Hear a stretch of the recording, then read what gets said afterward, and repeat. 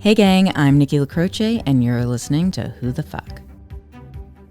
A show that explores the power of human connection and the profound resilience of the human spirit through compassionate conversations that help you better understand yourself so you can live with the sense of peace, purpose, and joy that you deserve. Each episode offers a safe space for guests to share intimate details of their personal journey and lessons learned along the way as we all seek to answer life's most important question: who the fuck am I?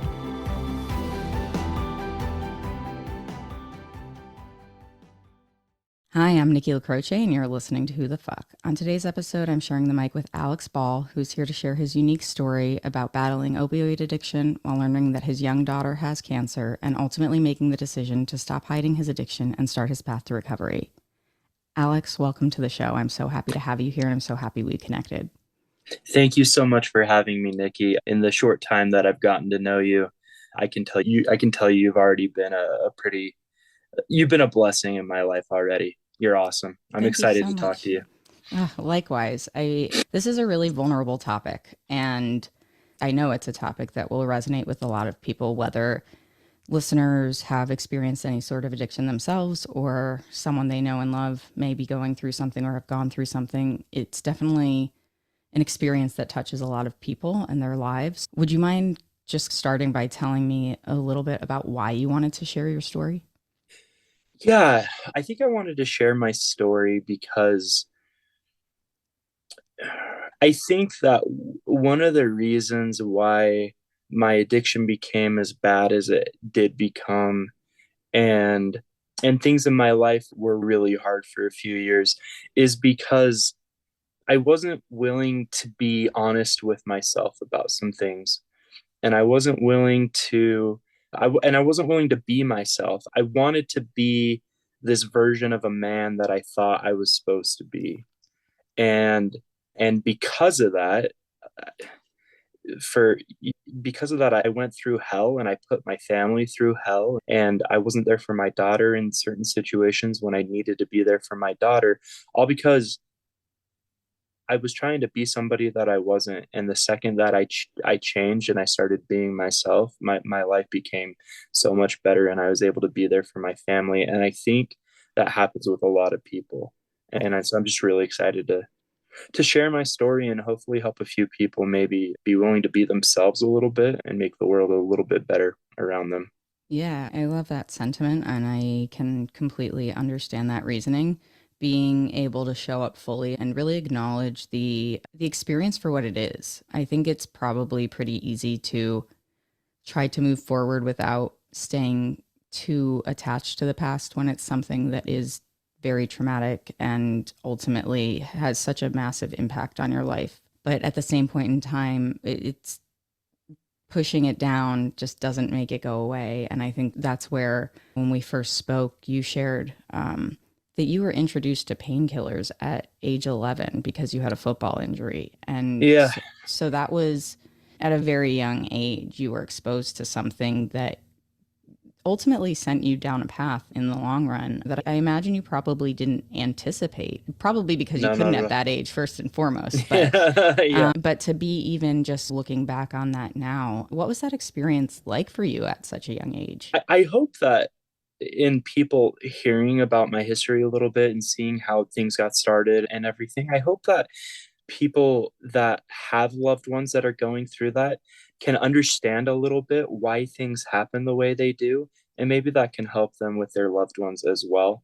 For me, it was at a really pivotal time in my life. There were a couple really big things happening at once. First, when you're 10, 11 years old, obviously, right, you're just going through changes, you're going through different things, and you're trying to figure stuff out. I just changed schools, didn't have many friends, was trying to figure some stuff out there. I was getting bullied a little bit in school and was going through some things there. And then at home, was having some issues with my family. And then a father of a friend of mine sexually assaulted me, and a couple of times. And I was trying to figure all that out. So that all happened when I was about 10 years old. But the one good thing in my life is I was good at sports. And So I was playing football and I had a pretty serious injury that happened in my elbow. And when I went to the doctor, they told me that I needed to get surgery. So I got the surgery. And after that surgery, for 2 weeks, I was on painkillers and I was getting bullied at school. I was having issues at home with my family. I just gotten sexually assaulted. I hadn't told anybody. I didn't tell anybody until 2 years ago. Oh, wow. That's something that I held on to for a very long time. I was actually in addiction recovery. That's what allowed me to actually start sharing that with people. Thank you for trusting me and for Yeah, of sharing course. that here. I know that's something that is extremely personal and also very difficult to share and speak about. So, not to completely interrupt, but I do think it's No, of important course. to acknowledge that it's something that I think a lot of people deal with. And I believe that there is a lot of desire to avoid bringing topics like that up within ourselves because it's that acknowledgement that is actually our life and these are the experiences we had. And so I imagine that was probably pretty important in terms of your healing journey to be able to get to a place where you could share that. Yeah, it was probably the most important thing. And that's something that I guess we'll talk a little bit more about in depth later when I got to that point. But Yeah. I think it happens to a lot more men than people realize as well. A lot more like boys, and it's such a, like you're saying, it's such a taboo subject. And you all, like, when it happens to you, and I'm sure that you've seen this with men and women, when it happens to you, you're embarrassed about it, even though it's something that happened to you that you didn't really have control over. Like, for whatever reason, you feel shame about it because it happened to you. Yeah. And as a guy, you feel like less of a man.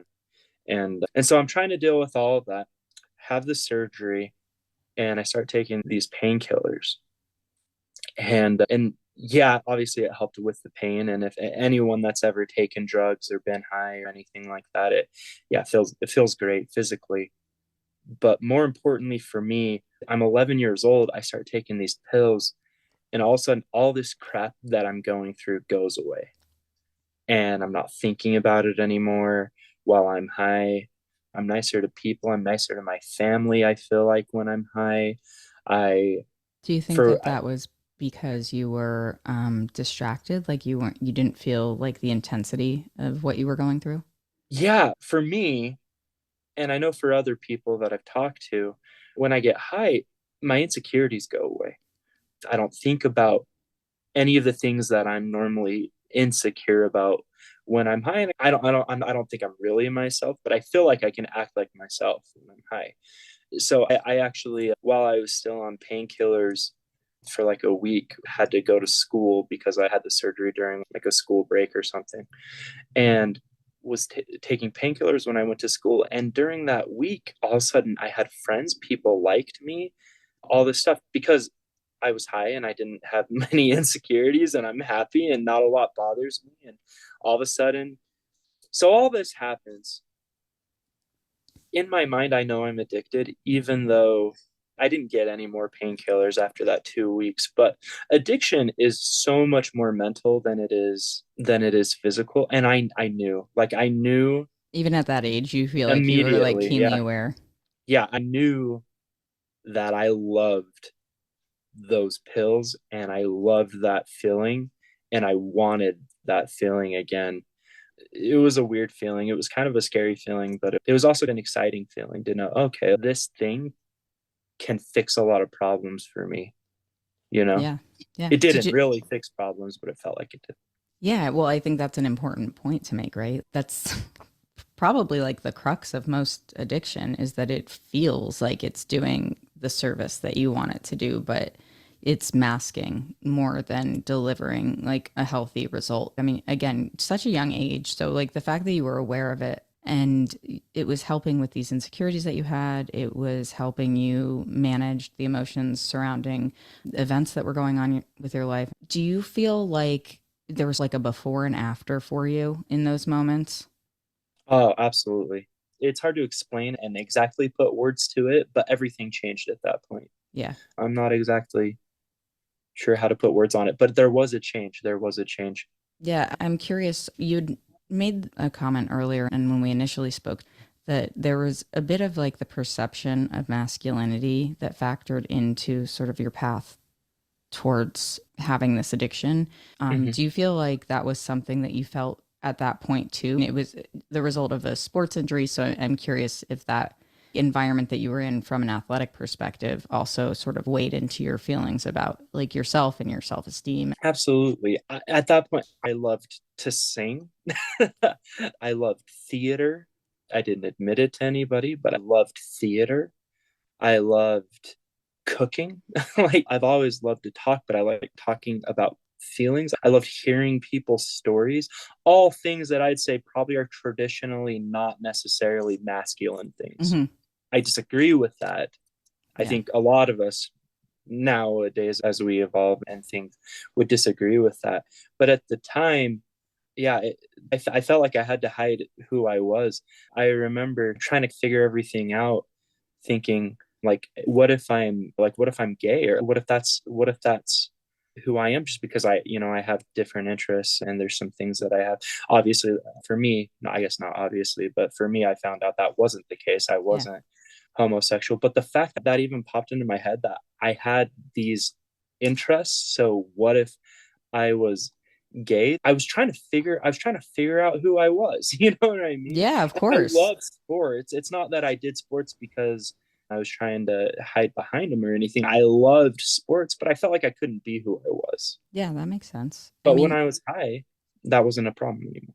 you speak a lot about the importance of being honest with yourself just in general and going on that journey and trying to figure out who you are. What was the next moment in time where you found yourself like in denial of who you were and feeling, I Yeah. guess, masked by this? So I think one thing that's really important for people to know, especially people that might have loved ones that are struggling with addiction, is that the addiction, whether it's opioids or uppers or whatever, is just a way to mask the pain of things that are happening inside that person. It's not the actual problem itself. And any time that I've ever helped other people that are struggling with addiction, or with myself, or just all the things that I've seen in this world of recovery as I've gone through recovery myself, the addiction is never the issue. There's a whole lot that's happening with inside that person, and the addiction is a way to cope with pain. It's a symptom of a larger problem, to your point, something It's a that isn't being addressed. it's a symptom, exactly. So I had the opportunity when I was 11 years old. I started realizing some things. I started growing up a little bit more. I get a little bit better at sports. I start kind of growing into this persona of who I think I should be. In high school, some things don't necessarily go my way. I got injured over and over. I had some issues. Start taking more pain medication. Same feelings, same issues. But in high school, everything, as you get older, things get a little bit worse and worse. High school, that was the first time I actually bought drugs like off the street that I didn't get from a doctor, and started experimenting with other things. But for me, with my sexual abuse stuff, I don't know how it is for other people. It's not something I talk about a whole lot. But for me, it got worse and worse. In my mind, I think I thought that if I just put it in a box and compartmentalized it and then gave it time, that it would just eventually go away. But it didn't do that for me at all. It got worse and worse and worse. And I think that probably a lot of people share that experience. yeah, I I'm sure you've talked with people that have had issues with that before. Is that a normal Yeah, so I am. thing? I can speak to my own experience Yeah. with my ex, who there was a lot of pathological lying over the course of our relationship, but I do believe that there was some fact to what I was told with regards to her experiencing sexual assault. And I think that's something that probably factored in quite a bit to her ultimately struggling with addiction, being in denial about it. Even when we were in couples therapy and she was just in therapy, and I was offering like as much information as I could find and learn about to be like, these are things that like you have to work through. This is what you have to do. And I know I don't understand because I've never had that experience, but there's the way to get through it is to address it, and it Yeah. sucks. It's not like you're like, cool, I have to talk about these things that make me super uncomfortable and are like deeply traumatic, but Yeah. at the same point in time, like I was watching that decline and it was like, please do something. Like, please find a way to work through this, because what is happening and what you're not admitting is happening is not the outcome that you want, or at least I would assume it's not the outcome that you want, you know? Yeah. So yeah, I think my friends who have unfortunately been sexually assaulted, the people who are moving forward in life and able to manage their day to day are the people who have confronted it head on, for better and for worse in moments, I'm sure. You know, it's like Yeah. there's always going to be those moments of anguish and anxiety and pain and anger and frustration, all the things that you feel when you experience things like that. But Yeah. like at the same point, some of the most resilient people that I've ever met are people who have been willing to open up about that and share their experiences.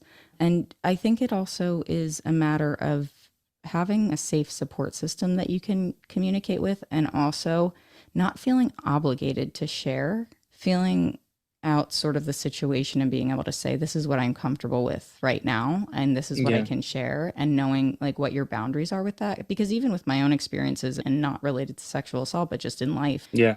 with my partner now, like something will happen, I'll be like, this is too much for me right now. Like I can go about this far into the conversation and I want to, because it Yeah. is helpful when you feel a moment where you're like, I can express something right now, but I'm not going to like Yeah. continue talking about it. I just want to get part of it out so I know that I did it and I feel like better about that. But I think it's so circumstantial to an individual. And Mm. I do believe, I think you're correct. I think it is extremely imperative to be able to have a space to go and to talk about it. And the more that you hold on to that, like your body starts to respond to that too. That is something that I didn't believe in until just the last couple of years. I've gotten a little bit more into like holistic healing and like Eastern Yeah. medicine. My mother-in-law does a lot of that stuff, and like it's crazy how your body holds on to trauma and how it can just destroy you physically and emotionally. Yeah. And you think you're fine, and if you don't talk about it, but you're not fine, and it makes everything worse. And the saying like the chickens will always come home to roost, like it will always come back up. The more you shove it, the harder it is to fix. Right. Totally, 100%. And then the anxiety Yeah. about it just gets greater and greater. It becomes a point of like, you're basically at that fork in the road where it's like, what do I do? Absolutely. So after high school, I find my incredible wife and I get married. Her name is Cynthia. And awesome, just incredible, How'd you incredible two meet? person. So I was 17 and she was 20 or 21. And one of my first jobs that I ever had, I worked at a Boy Scout camp teaching merit badges and stuff. Cool. And my wife, she was a lifeguard. So we met each other, and we actually did not like each other at all. Like we fought, and we either ignored each other or we got on each other's nerves. But over years and years and years of knowing each other, and then developing a friendship, and then finally dating. And then once we finally started dating, we got married in like 3 months, but we'd known each other for 7 years and had gone from hate to friendship to getting married. What a journey. Yeah. So we get married, and some things immediately start coming up. I'm really good at first impressions, and I'm really good at putting on a face for friends and things like that. But once you get like in a relationship, like a committed relationship, you just there's just things you can't hide anymore. Yeah, Right. And all of a sudden totally. she starts seeing my insecurities, and she starts seeing the crazy parts of the crazy parts of me that I've been hiding from her. And then, we're married and we need to have a sex life, and our sex life wasn't very good because I'd been sexually assaulted and I hadn't worked through that. And for me, it was hard to have sex because every time I had sex, I thought about that time, Is that right? I something your thought, wife knew about? nope, she Okay. didn't know at all. And she was having a hard time because we were having sex like once every couple of months. Yeah. And You can't do that in a marriage. In my opinion, it just doesn't work. Regardless of frequency in terms of what people have as personal preferences, it's like there's Yeah. going to be a gap in the relationship. I know Yeah. that when a lot was happening with my ex, there was no like physical intimacy. It was very difficult. I felt very aware, so I was Yeah. trying to be respectful. Hmm. Different story because I knew, but it makes you hyper aware of like your vulnerability in that situation, I imagine. Yeah. And so then it's just going to recycle if it's something that's Yeah. still like an open wound. So before we got married, my wife didn't really realize it as much, but for her, physical touch is a very important love language for her. Mm-hmm. And so um, she wasn't feeling super fulfilled within the marriage. We were fighting. I had so many insecurities that I hadn't worked through at all yet. I had hit everything. And so our marriage is struggling. We have a child. Her name's Emma, our first kid. So she's about 3 years old. And by this point, I was using a couple of times a week. No one knew. How did you start again? Like after, because you said in high school you started using again. Were you Yeah. using the whole time from high school through No, that? yeah. So I stopped. So I used for about a year in high school, and then I stopped again, and then I started up again. So around the time that we had Emma, I had another surgery. So I've had 11 or 12 surgeries for different injuries from sports stuff. Every time I had surgery, I got really excited because I knew it was coming. I knew that I could get painkillers and not get in trouble. But then it got on top of me and started making things up and getting painkillers from doctors. But then eventually that stopped working because they keep track of those things, right? And so then I started getting it off the street. Do you think your wife was aware like of how you were using the medications when you had them for those purposes? Do you feel like she was oblivious to it? But she was oblivious to it, or that's what she told me. I mean, I And definitely felt like I was, and I look back on things now and I'm like, I should have known, like I could see it, but I didn't understand, it wasn't something I'd ever exactly. encountered, so I didn't know to suspect it. Yeah, exactly. I think she might have suspected. So there was this one time where we're laying in bed and uh, I had started running out of painkillers. I had a little bit, but I knew it wasn't enough to get me high. So in my idiotic addict mind, I thought it would be a great idea to go to the medicine cabinet and find every single prescription that we had ever had. And I took one of everything along with a little bit of painkiller. There were probably 20 different prescriptions that I took, one pill of everything. And I started to having hallucinations. Like I was in bed and I started freaking out because I thought I saw spiders coming down from the bed. I fell asleep and I woke up and she's like, Alex, what happened? What happened last night? What was that? And I don't remember. I said something Yeah. like, I'd gotten a prescription and then I'd taken something and I didn't know that they would react or something. But Yes. and I guess she bought it. But I think she started at that point wondering. But not easy to Yeah. validate, and that's the hard Yeah. part And is it's that hard to just like say it's I imagine, right? It's hard to just be like, are you using drugs? I What do you I literally say? had this moment where like my Yeah. ex was she had just had a ton of dental surgery and Yeah. had been prescribed oxy, and I she told me that she flushed them, which like didn't make sense to me because she's like, I don't want to take pain pills. I just flushed them. It's like, of course I never saw her flush them. I didn't know where Yeah. they were. I had moments in time where like my pills would be gone. I Mm. take medicine for ADHD, so like Hmm. stimulants. Yeah. And I'd be getting gaslit about it, but it was Mm. like I couldn't pinpoint it to be able to be like, Yeah. that's what you're doing. Like I see it. This is what's happening. Yeah.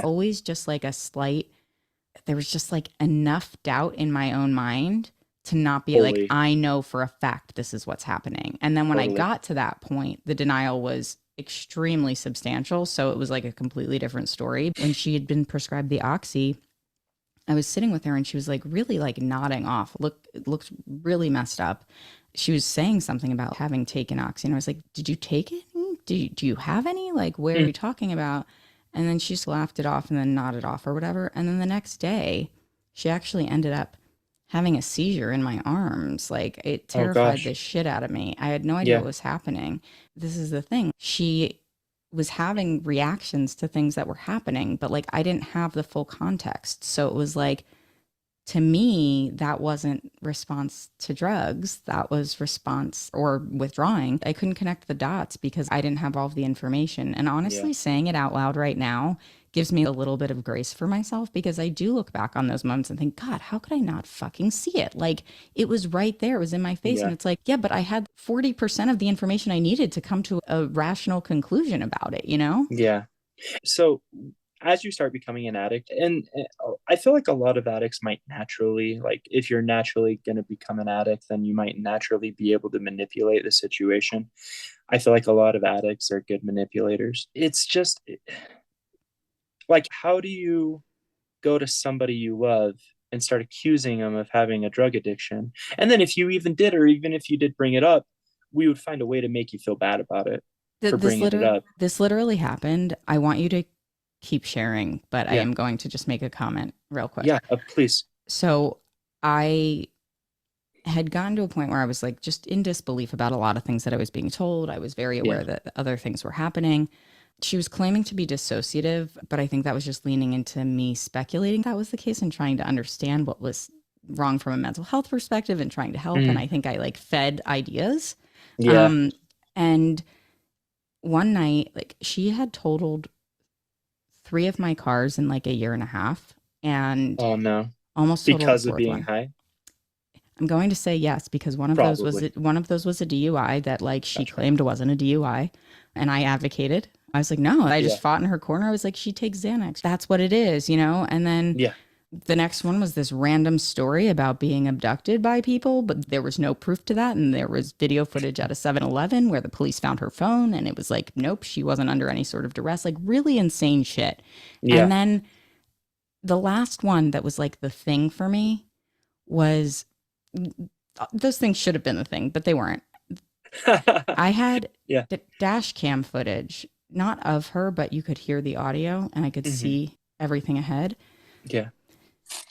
Picking up a homeless man in my car in the late evening when it's Yeah. dark out, going to like an RV where clearly you're picking up drugs, and then doing heroin in my car Uh, while the guy asks, "Is that a dash cam? Does it record?" Yeah.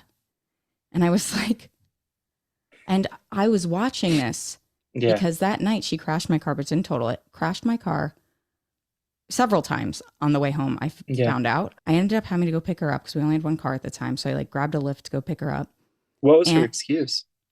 for doing the heroin for all of that I witnessed. No, for crashing the car. She Did said, she admit that she did no, it? no, no, no, no, no, no, no. Oh, I have dash cam footage of her lying to the insurance company about what happened. She said that somebody like sideswiped her and she hit a curb. gosh. It was Okay. like, no, you drove directly into the curb is what Yeah. actually happened after Nobody blowing sideswiped. several stop signs and Yeah. sideswiping somebody on the highway. I mean, it was insane. And Uh, so I see this footage and I'm like, oh my God. And she's in the other room and I'm like, what is this? And the only reason I checked the dash cam footage, by the way, the only reason there was a dash cam was because my car had been totaled 3 times in a year and a half. And I was like, what's going on? I don't feel like you should be driving, but that was a whole separate gaslighting situation. Yeah. So when I saw this and I was like, what the hell? She just completely denied that she knew anything about it. It was dissociative. I didn't know I was doing it. But then these things kept happening. And then I was like, I'm leaving. I'm going back to see my family. Like, I can't deal with this. This is so far beyond what I'm capable of handling as a human being. And I bring this up because I think it's important to acknowledge that there were a lot of things that were obvious signs to me that Yeah. I did not trust myself enough to be able to say with conviction, to your point, that's what this is, because I saw the mental health issues first and I leaned into that. And I really believed that she wanted a better life for herself and that if I Yeah. was supportive enough, that she could be okay. And that's a lot of responsibility to place on yourself as a human Yeah. being. To segue back to what you were saying, like you, as the person who is dealing with an addiction, are the person who has to make the decision to be honest with yourself and decide that you are going to try to find a way to stop that addiction and heal through it. And there has to come a time where the people around you say, I can't do anymore. This is something you have to do for you. if It's you a don't you get to, problem. Yeah. yeah, so if you don't get to that Yeah. place on your own first, then there's high likelihood that the people who have been a support system, and in this case it was largely me, it's like everybody does have to look out for themselves in these situations. And so the fact that you were able to get to a place where you felt like this is something I have to figure out, I think says a lot, because I have plenty of people that I've known that they've either recovered and they've made the choice for themselves, or they've watched their family members just kind of fade out. I see it happen a lot. So one of the things that I've done is, but I don't know if you knew this, Nikki, but I have a small nonprofit and I help people that are going through addiction. So I see it a lot now. And when you're like a family member or a loved one that's trying to help somebody go through something like that, most of the time, from what I've seen, people either think, if I just help them enough and I'm kind enough and I'm understanding enough, eventually they'll love me so much that they will change because of their love for me. It doesn't happen like that. It And I does know not. it sounds so awful. I don't want to hurt anyone and I don't want to make anyone feel like their loved ones don't love them, but it doesn't have anything to do with love. I love my wife so much, and I loved my wife so much when I was at the worst parts of my addiction, which we'll talk about here in a second. If I would have had to make a decision between doing something for my wife or getting high, I would have chose to get high. And it didn't mean that I didn't love my wife, but it's a different ball game when you're really addicted to like drugs like heroin and it's really like a problem. It no longer is a matter of if they love you or not. Yeah. They're gonna get high. I mean, it helps to And hear that, to be honest. For different reasons, I'm yeah, skeptical of my last relationship. yeah, But even my partner now tries to remind me that, because it's difficult to be on the side where you are witnessing somebody, like you're coming to the realization that somebody's living a double life. Like that's hmm, really like the hardest part, yeah, versus seeing somebody's addiction evolve and like being aware of it maybe the whole yeah. time. Because when you realize that they're living a double life, all of a sudden the life that you've been living doesn't seem real anymore. And like, how do you live with that? You just like 100% summarized exactly how Yeah. I felt, because it was like it just like totally disoriented me and was like, what have I been doing? What's been happening? What happened for the Is last this, couple of years? yeah, Yeah. like, is this my life? Is this the Yeah. life that I'm okay living? And then that's a Yeah. whole separate conversation that you're trying to Yeah. figure out, right? You're like, Exactly. shit, what now? Sorry. Exactly. So go on. I agree. Also, the other thing that will happen with people that are trying to help addicts that aren't quite ready to go through recovery is the exact thing that you talked about. Will manipulate you into feeling awful about accusing us of things.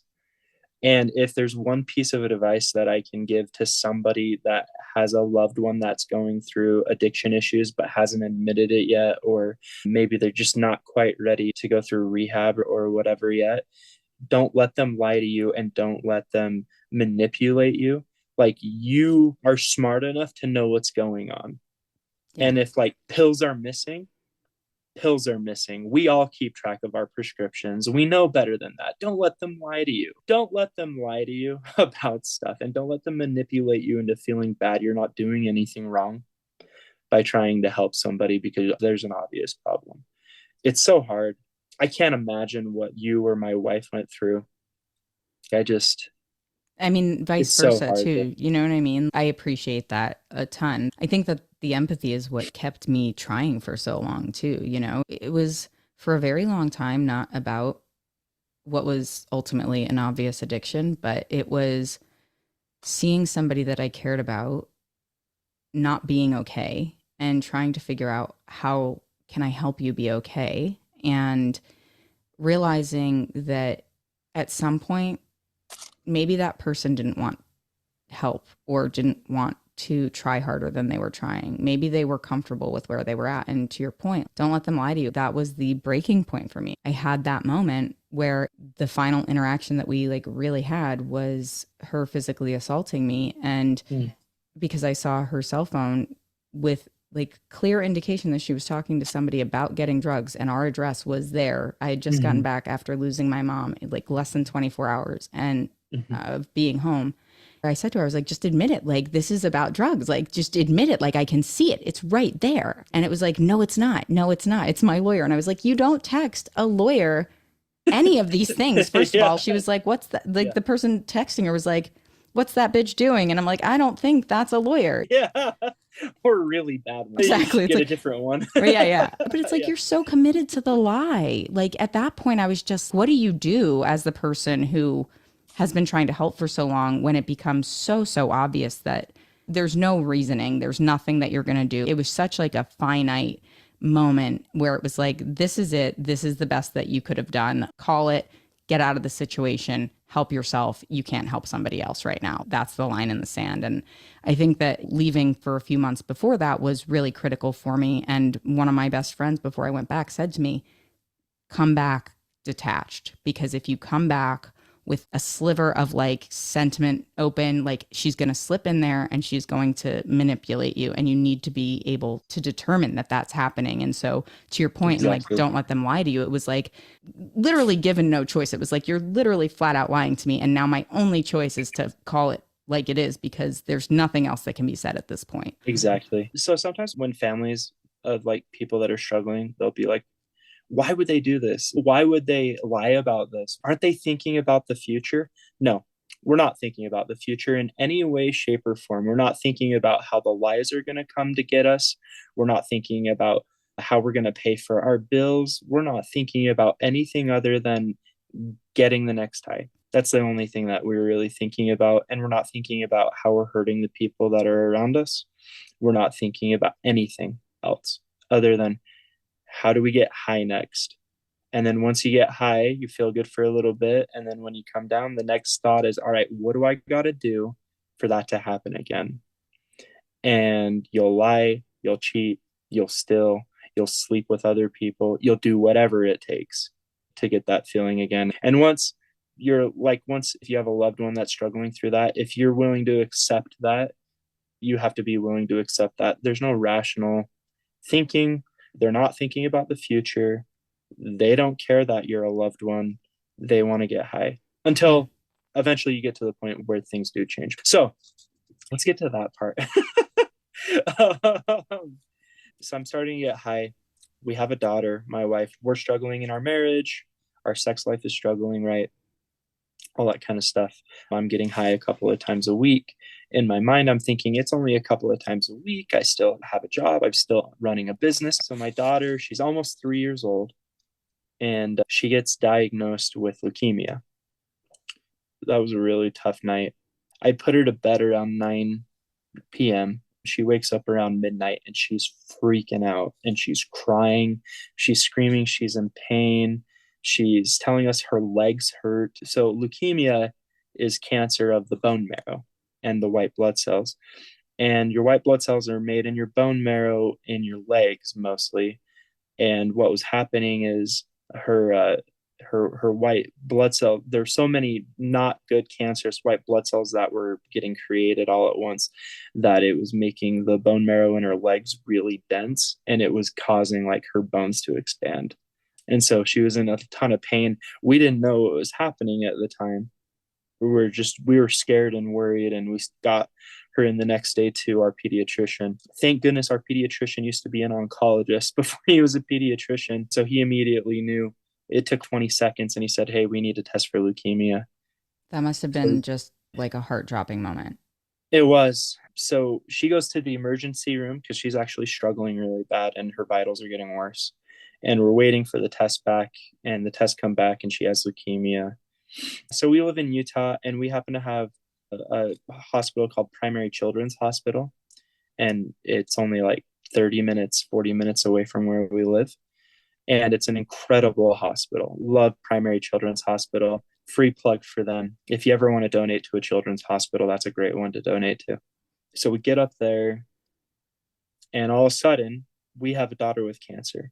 A couple days later, we find out that we're also pregnant with our second child. All this stuff is happening. And I so wish I could tell you that's when I decided to get clean so that I could be strong for my daughter. But I went the other way. And it became not a couple times a week, it became every day. and I was just shoving tons of money, buying tons of drugs, and just using and using, and the addiction got really bad. How do you think that was showing up in your life at that point? I imagine if it Yeah. was getting that bad, your wife was starting to become aware of it. No, So you're very good at hiding it. I am very good at hiding it, unfortunately.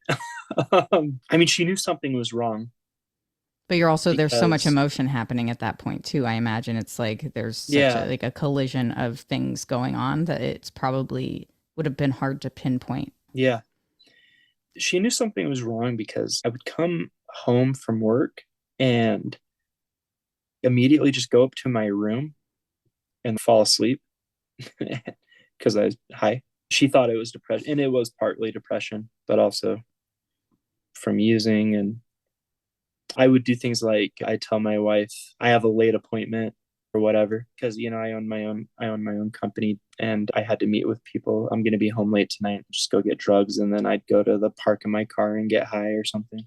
Yeah. I just wasn't home very much. And if I was home, I was in my room tripping. And I did some terrible things that I feel awful about, like using my daughter's painkillers that were prescribed to her because of her cancer, and just things that I don't know if I'll ever fully be able to forgive myself for. I hope that one day I will. Um, but just things that I still things that I haven't fully reconciled. And so in terms of like how you were actually functioning day to day, what was that like for you? Were you seeing an impact on your business and like the day to Mm-hmm. day stuff that was going on Yeah, in your life? my business was struggling really bad. I tried to hide that for as long as I could, but eventually, right, like you just don't have more money. So that was really bad, and that was struggling. I miss meetings with clients to go get drugs and get high. And if I have clients that are listening to this, just know that I apologize. Sometimes I'd use my daughter's cancer as an excuse for where I was. So I'd be like, I'd go and I'd get high. I'd miss a meeting. They'd call and be like, "Hey, we had a meeting. I was at the office. Where were you?" And I'd lie and say something like, "My daughter's in the hospital. Sorry." And yeah, what are they going to say? Okay, I understand. And they'd reschedule. In reality, I got high. I mean, I Just appreciate you just admitting that. awful things that I just still. I think an important part of this, from an objective perspective, is that you're being so honest about this, Alex. Like, so honest. And I appreciate that more than you can possibly know. A part of what I really still struggle with being on the side of it that I was is that there was never any acknowledgement, no accountability, nothing. And like went down swinging through the divorce Mhm. after losing my mom. Like everything was just like, it Were just, you married? mm-hmm, Oh, yeah, I didn't know that it yeah. was a marriage, a divorce. I thought it was like a serious girlfriend thing. No, we had Oh, been married for, by the time the divorce was finalized, it was 6 years, but married for five and together oh for almost gosh, 12. So it was a long that's a big time. deal. Yeah. Yeah, that's. And I think that it was really hard to just never feel like there was accountability because there was not only a lack of acknowledgement of what she was doing and ultimately did to me, but that I was also framed as the abusive one at the end of it. Mhm. And that part really upsets me. I That would be wasn't upsetting. doing the things that were being claimed to be done. And so I think to your point, it's like, you know, I understand why you feel the way that you do about the things that you did. And I also really respect you for owning that because this is like the other things that we were talking about where it's like you don't want this to be part of your story, but it is and you're owning it. Yeah. And I just have such a massive amount of respect for somebody who will say that out loud with a sense of accountability, remorse, a feeling that you did something that you're not proud of, but you're also able to say it and show up fully knowing that that's not who you are. It's something that you did. Well, I appreciate that. Yeah, I mean, I Thank sincerely you. mean that. That's not easy. And I commend you a lot for being able to say it and being able to own it, especially like I think people need to hear that you're going to have feelings like this and it's okay. It sucks. That's the reality. But like you don't get further down the path of healing without really, Feeling that. yeah, giving yourself Yeah. the space to acknowledge what you did right, what you didn't do right. And we all have those moments, but I really appreciate the raw authenticity that comes with you saying these things because I don't think a lot of people would be so honest. I appreciate that. One of the first things, in my opinion, that kind of goes away is your remorse for anything that you do to people when you Yeah. get addicted. And so I guess the way that I see it is thank goodness that I feel bad about the way that I treated people because it means I'm growing as a person, right? Yeah, 100%. I mean, even just this conversation, Alex, it takes a lot of strength to be able to come forward, share your story, be extremely honest, and know that regardless of what anybody thinks about the conversation that we're having, you're being true to yourself. And to me, that's the most important thing in all of this. And by being true to yourself and being honest with yourself, like you've said, of course, that's going to create growth. And what I think is really Sure. amazing in this is that your story, while there are these moments that you, I'm sure, dread to think about it and acknowledge, like your daughters have a father who is resilient and strong and capable and caring and kind and willing to own up to things that you've done in your life and be better and show them what a good human being is. That's something that That I means a don't lot think to should me. be discounted. It's really important. Thank you. Thank you. That means a lot to me. So I don't know exactly what happened. And I'll be honest, and I wish I could be more specific about why. But I just got to the point where I knew that I needed to stop. And if I didn't stop, that I was going to lose everything that was important to me. That's something that still bothers me to this day because people will ask me, like, what got you to the point where you finally were willing to start going to recovery and those kinds of things? And I don't know the answer to that. Something just clicked one day. And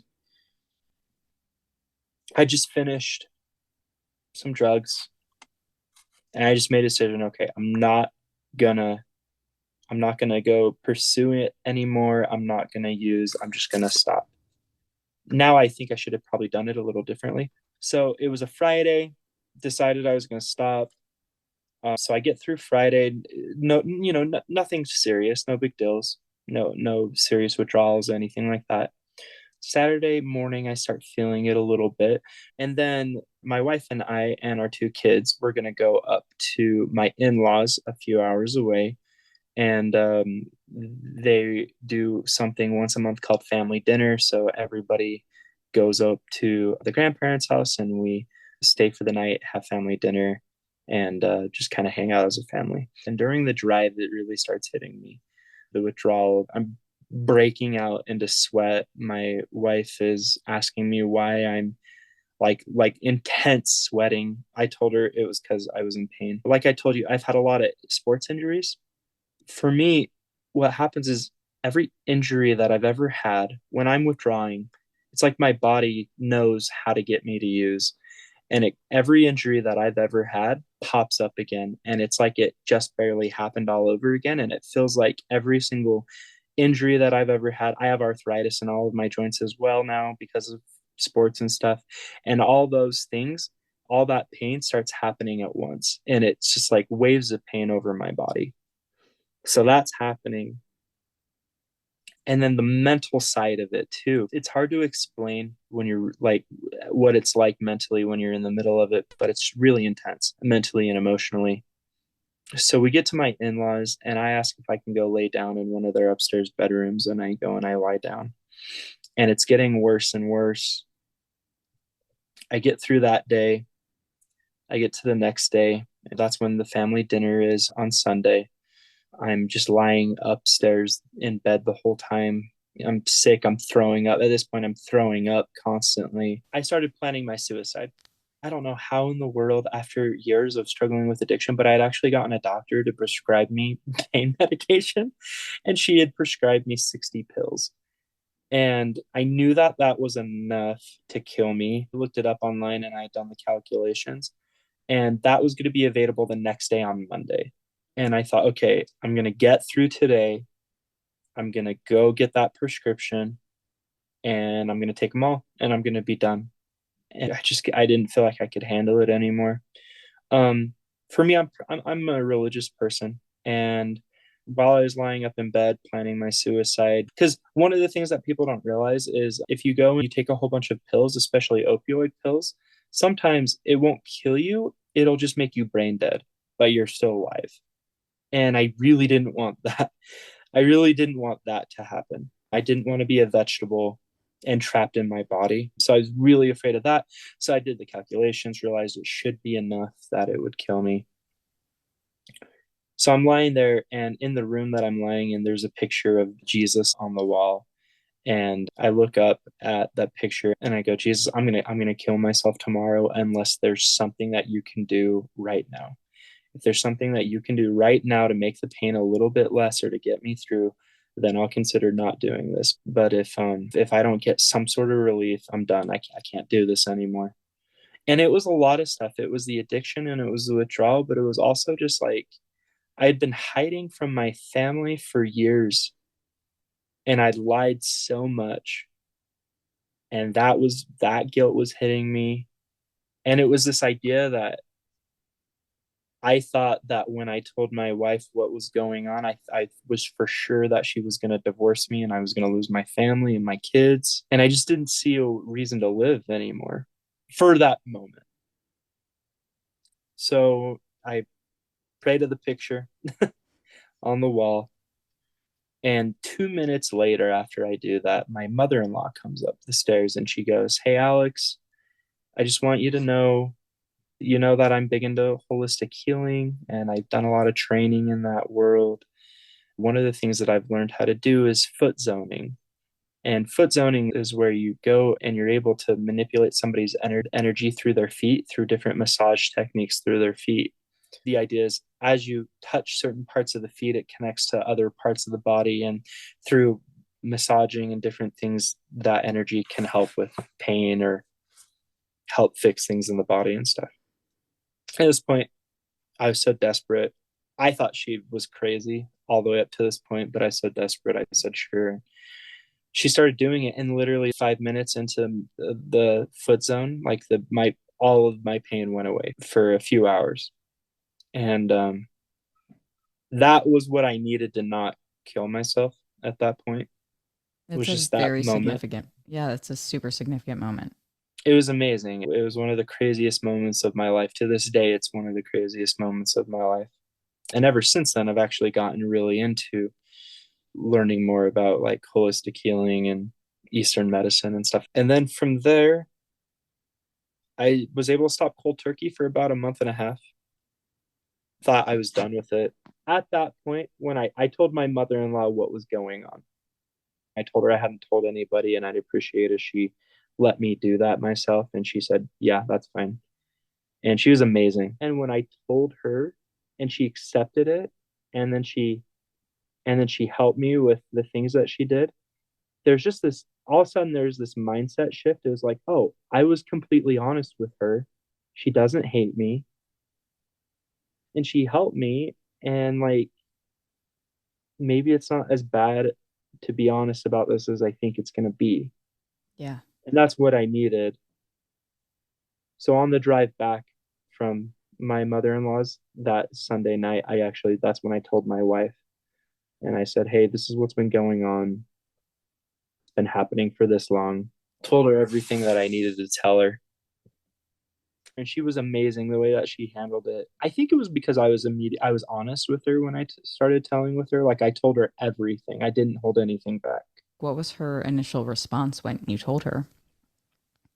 So she was quiet and she let me finish everything, which was really helpful. She didn't ask me any questions or anything. She just let me get everything I needed to off my chest. She didn't interrupt. She just listened. And then when she knew I was done, basically she said, Alex, I love you. Thank you for being honest with me. I want to be with you as you get it fixed. And that was it. She didn't fight with me. She didn't blame me for anything. She didn't get mad at me for the lies. She just said, thanks for being honest. I can't imagine what you've been going through living this double life. That's got to be so hard for you. She was sad that I had been going through this by myself. Yeah. She wasn't sad about all this other stuff. She was just sad that she didn't know the information to help me. And that's when I knew I married the right woman. So I stopped for a month and a half, thought I'd, beaten it. I've heard of some people that are able to just go cold turkey and then they just stop. I think in general, it should be a rule that you need to go to rehab. But anyway, I relapsed and I realized I wasn't going to be able to do it on my own. And so then I went to a rehab clinic here in Utah. And they helped me with some medication to help with the side effects and the withdrawal symptoms, which was great. Hmm. But what changed me and what was able to get me to that point, the point where I am now, where it's not really a thought anymore, using drugs and those kinds of things, was the therapy that I got. And that changed my life forever. The first time that I told somebody that I'd been sexually abused was actually in a group therapy session at the addiction clinic that I went to.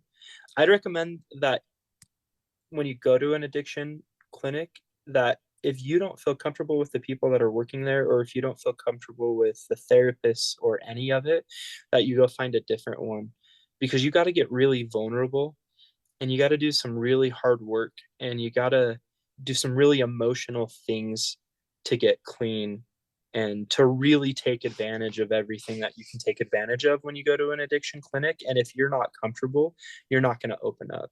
You're not going to do the work that you need to do unless you trust the people that are helping you through that work. You need to And feel safe. yeah, because if you don't, or if there's any hesitation with the person at all, and you hold anything back, I think you're shortchanging your recovery and your mental health. It happened that the first place I went to was the perfect place for me, and the people that work there were great and the perfect people for me. And I was able to work through that stuff. I was able to finally talk about being sexually abused, and I was able to work through the feelings of insecurities that I'd had because of me maybe not necessarily fitting the mold of a macho man that I thought I was supposed to fit into. And I was able to work through some family things that had happened during that time and all these different things. And I found that as I was able to work through these things, that the need and the desire for drugs just got less and less and less. Because forever, for so long, I had told myself that the reason why I was addicted to drugs is because of all the injuries that I had had. And you'll hear that a lot from people. I got addicted because I got into a car accident and I hurt my back really bad and I started taking painkillers and that's how I got addicted. Or I got addicted because of this and I broke my arm, and when I broke my arm they gave me painkillers and I got addicted. I would say 95% of the time it is not because of that. It's because things are happening in your life that you haven't worked through, and when you take those drugs, those things that you haven't worked through go away briefly. Yeah. So if you're somebody in the middle of rehab and you keep relapsing, that would be one thing that I would probably look at as well. Are you being honest with yourself about why you're using your drugs? Yeah. Because when I decided to be honest about why I was using, it wasn't my physical pain. Everybody has physical pain, and not everybody uses drugs, right? It wasn't my physical pain. It was the emotional issues that I had had and the trauma that I had held on to and the insecurities that I had had and this idea that I wasn't good enough. And when I was able to let those things go, the need for drugs no longer existed. I really love that, Alex. I feel like you just summarized that in such a powerful and profound way. The reality for so many of us is that when we feel either inadequate or like we're not seen or our life doesn't matter for whatever reason, whether that's through sort of our own lens or things that maybe have been embedded in us, I feel like we can make excuses, right? Like we can become very quick to justify and give a reason that maybe and most likely isn't really the root of all of it. And even addiction aside, like having a sense of accountability for things that we just don't want to deal with. We just don't feel comfortable because saying it out loud means it's true. And then if you say it out loud to somebody else, now they know what kind of judgment's going to be passed on you. And if you go into any sort of therapy, I imagine it's the same with addiction recovery. I expect most Hmm. people go into any sort of therapy with a guard up. I did. I was very Yeah. skeptical. I was like, okay, Yeah. I'm like not totally convinced, but Yeah. 4 years later, I'm the friend that's like, everybody needs therapy. You should all be going. Yeah. It's like you're denying something within yourself. Go check that out. Yeah. But it's hard because it is, like you said, it's the most vulnerable. It is such an exposure of yourself, and to feel like almost naked, right? Like it's this feeling of, oh my God, like I'm bearing it all. As much as it's difficult to say it out loud and know that somebody else is hearing it, I found for me, not just saying it out loud and hearing it and knowing that somebody else heard it, but like really sitting with it and being willing to say, okay, this is what I'm feeling. This is what I'm experiencing. Hmm. Let's unpack that And it's because real. It becomes very real. yeah, and it feels awful when you first get Mhm. there because it's not like you say it and now all of a sudden you're like, I've gotten rid of that. It's okay now. Like you have to deal with now that you've acknowledged it, there's everything that comes after the fact. And Hmm. to your point, you're battling a lot of the ups and downs. And I imagine, especially when you're dealing with addiction, when you hit one of those downs, it is like you have a default mechanism that's telling you to go do this other thing. And so for many people, it might be something that's not substance abuse related, but like there are plenty of people who deal with their issues in a similar way by working out aggressively. Like that can still be an addiction. You're trying to cover up the raw emotion by building something else around it. And it's just not Hmm. a sustainable mechanism. One thing that if you're somebody that hears this and you're struggling with substance abuse, please be honest with yourself. Don't worry about the social implications of being honest with yourself. What do I mean by that? What's more socially acceptable to tell somebody? I got addicted to painkillers because I got injured and I'm in pain. And then I started taking painkillers and then I got addicted. Or I'm addicted to painkillers because I'm dealing with some emotional trauma. And one of the big things that people run into as they try and get past substance abuse is the ability to be honest with themselves about what's going on. And that's one thing that I really want to push and I want to make clear to people. The other thing that I really think is important, and this isn't just substance abuse like you were saying, and we talked about this a little bit the first time that we talked. One of the first therapists that I had at the addiction clinic, awesome person. I trusted them. I was able to talk about things, feel comfortable talking about those things. But I think maybe one of the problems was that maybe they had too similar of a situation to me. It was a very coddling relationship and they didn't call me out on my crap. And for a few months I really loved I really loved that therapist a lot.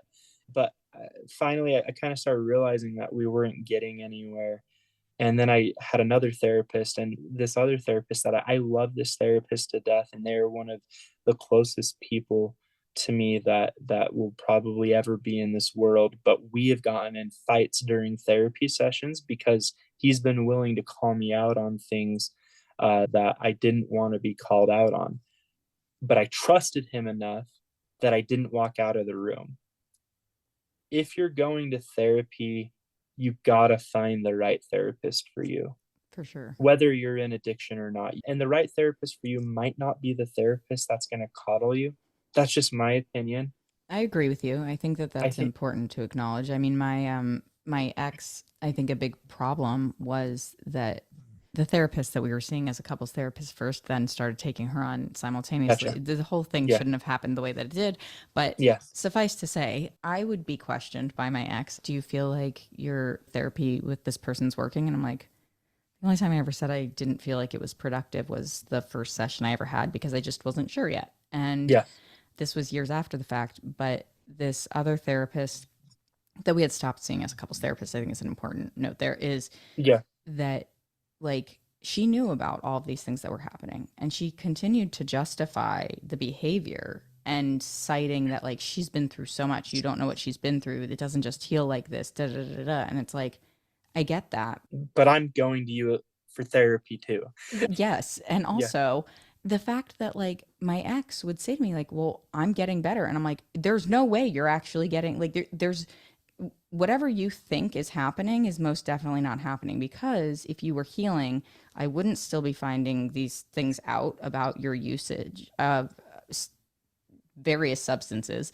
I wouldn't still be seeing your behaviors the way that they are, you know? And it's like that type of relationship that becomes codependent from like a therapy perspective is, I think, very, very dangerous. It depends. Like, I think boundaries and ethics are super important, obviously, in therapy. And that's not to say that the first person that you spoke with wasn't a good therapist or doesn't have boundaries. Yeah, They, yeah, yeah. I but want to more, make that yeah. clear. So to be clear, this is specifically the Yeah. situation that I'm referring to. But I get that because it's like I watched it. I watched the therapist become overly invested in my ex and really not seeing what was happening, like being like almost willfully ignorant to it instead of addressing the ongoing issues that were putting her in constantly dangerous situations.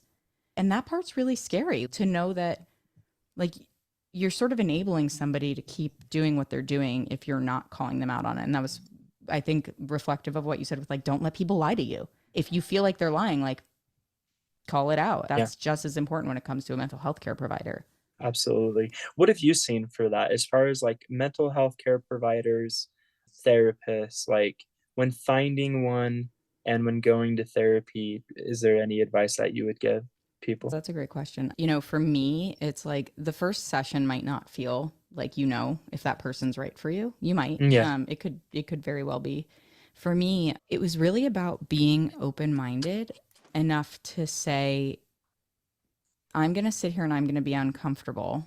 And this person doesn't know anything about me except what I'm going to tell them.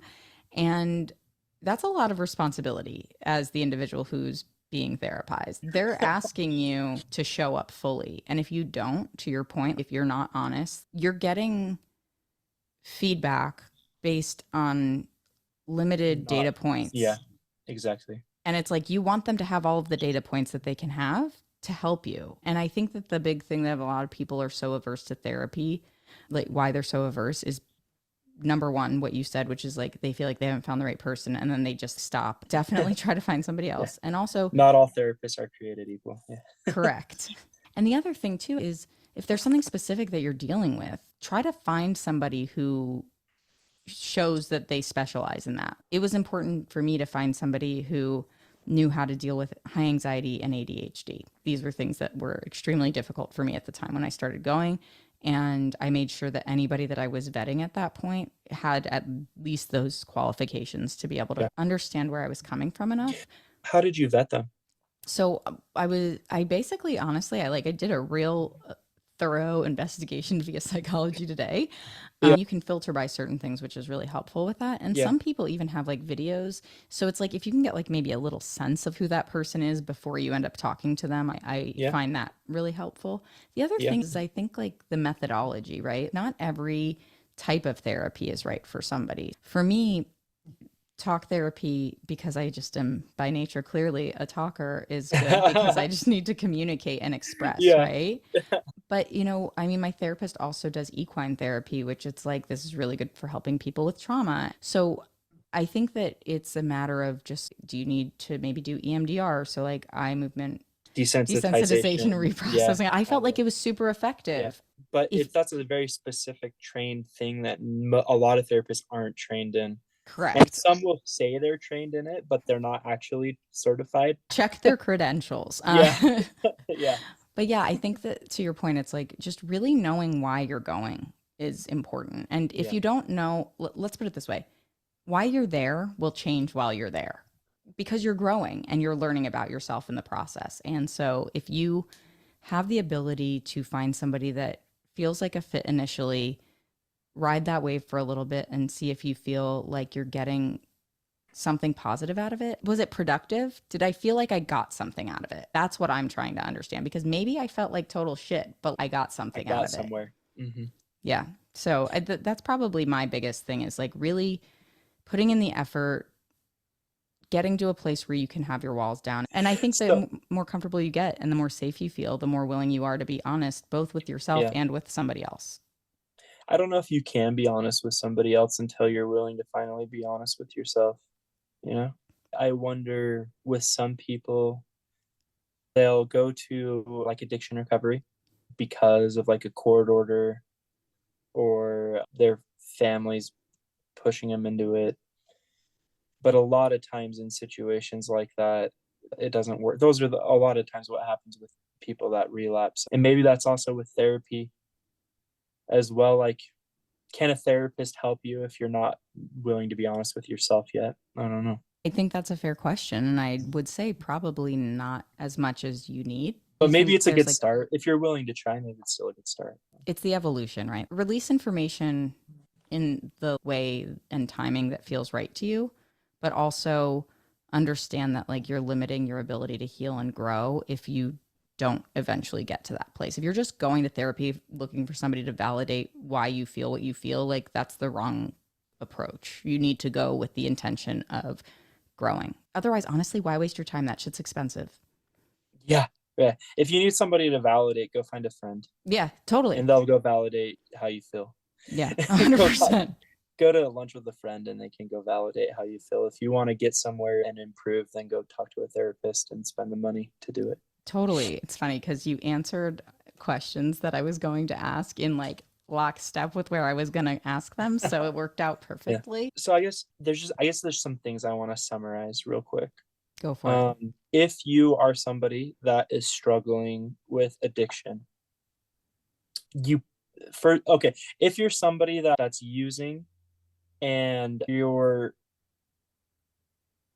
using not as a doctor prescribes the medication, then you're probably addicted. And if you're not admitting that to yourself, then first thing is first that you gotta admit that to yourself.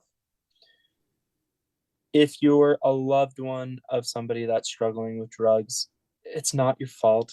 Please stop thinking that it's your fault and stop thinking that you have the ability to change that person or do something about it. That's only a decision that they can make. There's very little that you can do to change that situation.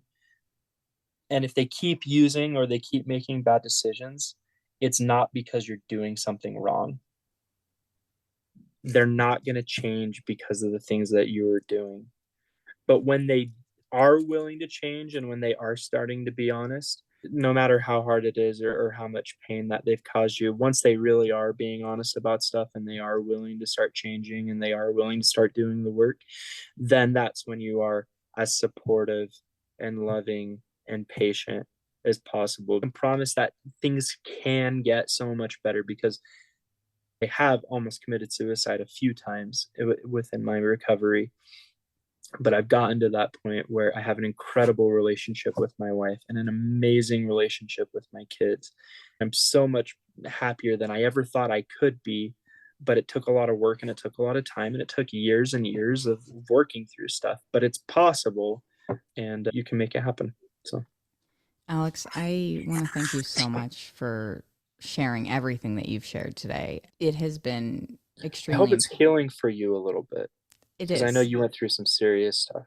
But Yeah, I appreciate you saying that. That means a lot to me. I think part of what really inspired me to reach out to you when I first saw your post looking to guest on some podcasts was the fact that I knew I don't know the other side of it. And I was part of something that was extremely toxic, regardless of the addiction. And there was a lot of resentment for a really significant amount of time when I was coming to the realization of like how much I was being gaslit. And again, that was yeah. relative to the addiction and also not. I think that when you really explain like how one track your mind is when you're dealing with addiction, and even though I've had other people say this to me, I've had other Mhm. people say this to me who are family members of people who have dealt with addiction or people who Mhm. just know and can say objectively that's not what it is. But to hear somebody who's gone through it say, I would have lied,